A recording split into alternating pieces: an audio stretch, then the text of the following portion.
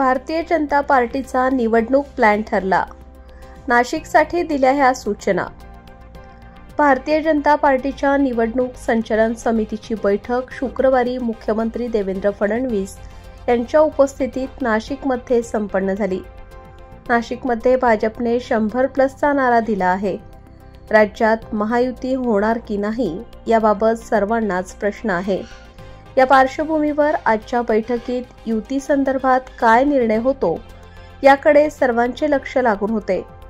तब्बल 6 तास चाललेल्या या बैठकीत निवडणुकीच्या अनुषंगाने महत्त्वपूर्ण निर्णय घेण्यात आले।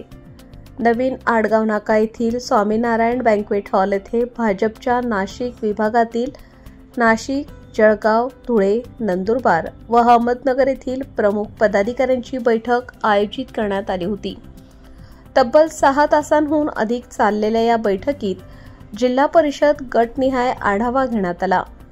यावेळी व्यासपीठावर प्रदेशाध्यक्ष रवींद्र चव्हाण, मंत्री गिरीश महाजन, महसूल मंत्री चंद्रशेखर बावनकुळे, मंत्री पंकजा मुंडे, राधाकृष्ण विखे पाटील, जयकुमार रावल आदींसह 5 जिल्ह्यातील प्रमुख नेते उपस्थित होते।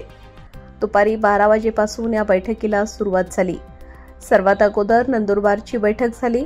त्यानंतर धुळे, जळगाव, अहमदनगर जिल्ह्यातील पदाधिकाऱ्यांची बैठक झाली। सर्वात शेवटी नाशिकची बैठक झाली। या बैठकीत बोलताना फडणवीस यांनी राज्यात ज्या ठिकाणी शक्य असेल तिथे महायुती म्हणूनच निवडणूक लढण्यास प्राधान्य देण्यात यावे, मात्र तिथे तुल्यबळ असेल त्या ठिकाणी मैत्रीपूर्ण लढतीचे संकेत राज्याचे मुख्यमंत्री देवेंद्र फडणवीस यांनी दिले। आता सर्वांनी निवडणूक तयारीला लागतानाच आपापसातील मतभेदही दूर ठेवून महायुतीसाठी काम करण्याचे निर्देशही नाशिक येथे झालेल्या भारतीय जनता पार्टीच्या निवडणूक संचालन समितीच्या बैठकीत देण्यात आले। या बैठकीत याआधी झालेल्या निवडणुकीचा आढावा घेण्यात आला। आज पक्षाची काय स्थिती आहे याबद्दल माहिती घेण्यात आली। त्यानंतर सर्वांना आता इलेक्शन मोडमध्ये या असा संदेश देण्यात आला।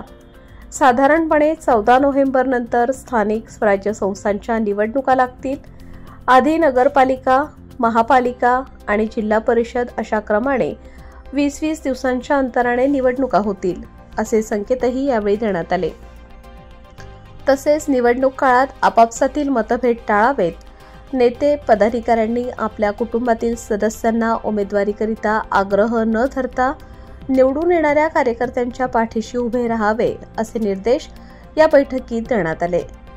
लोकमान्य न्यूजसाठी संचालक लक्ष्मीकांत शिंदे, पंचवटी, नाशिक।